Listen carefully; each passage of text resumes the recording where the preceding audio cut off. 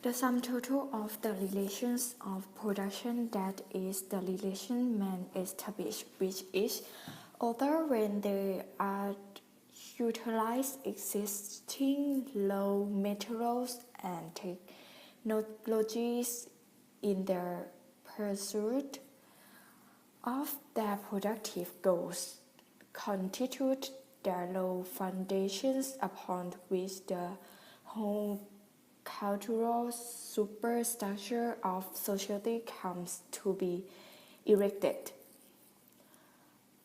By relations of production, Marx does not only mean technology, though this is an important part, but the society relations people enter into the participating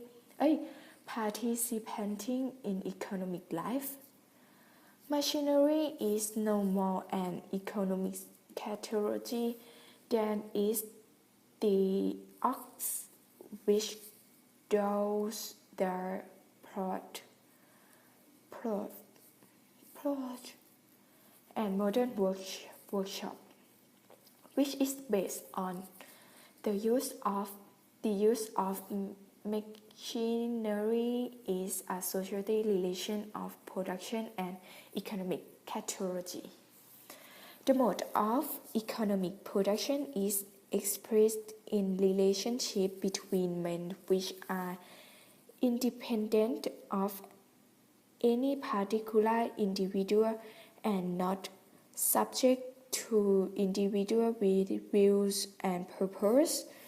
In the social production which men carry on, they enter into definite relations and that are indispensable and independent of their will.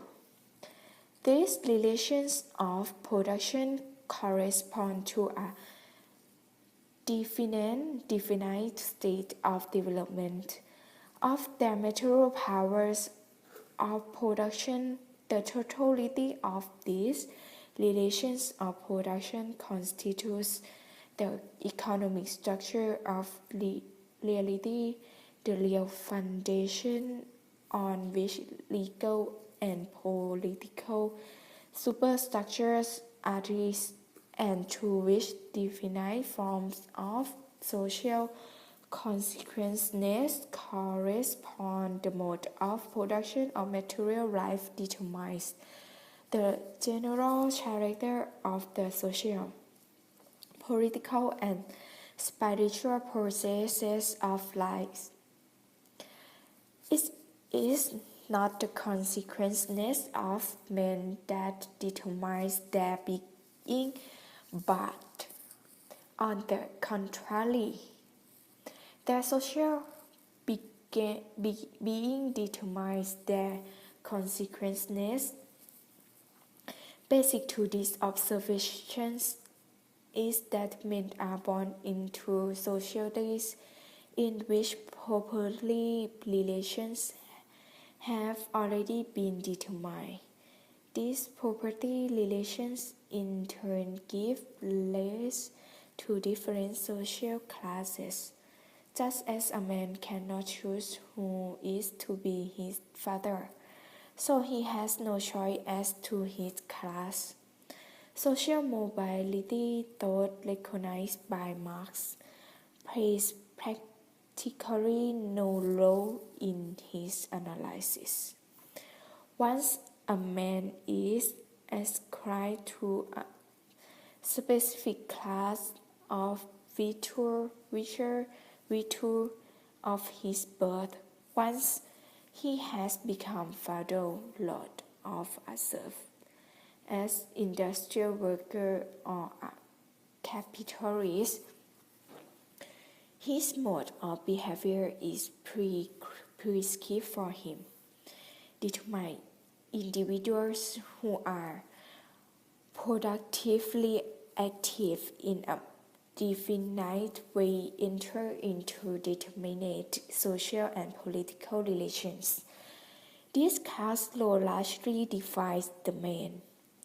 In his preface to Das Kapital, Marx wrote.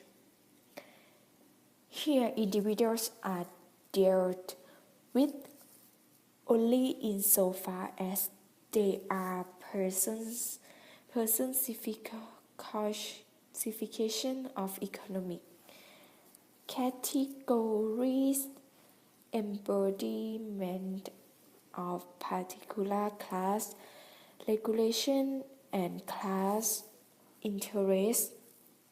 In saying this, Marx does not deny the operation of other variables concentrates on caste laws as primary determinants.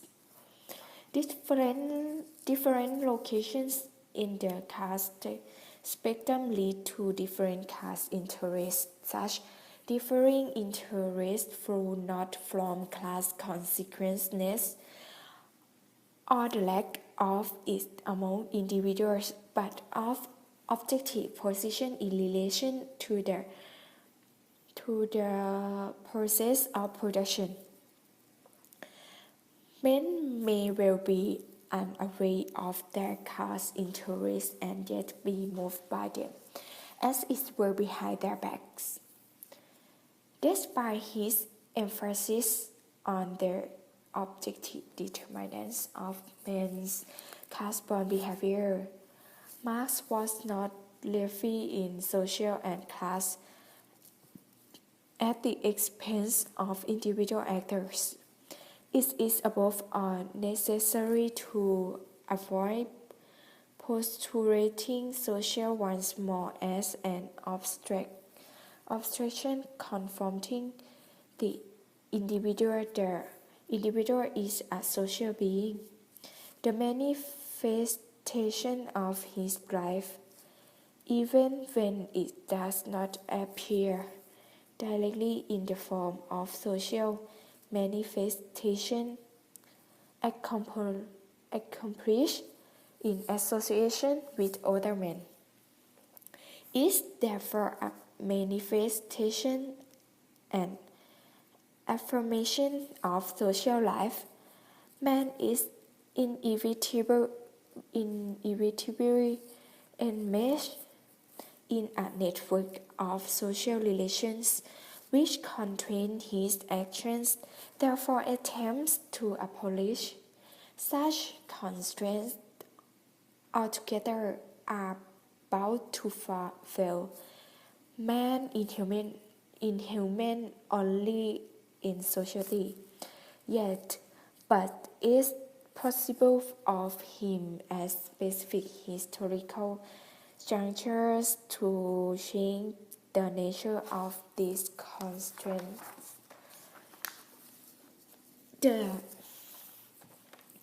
division of society into castes gives rise to political, ethical, philosophical, and religious views of the world, views which express existing caste relations and tend either to consolidate or to undermine the power and authority of the dominant class.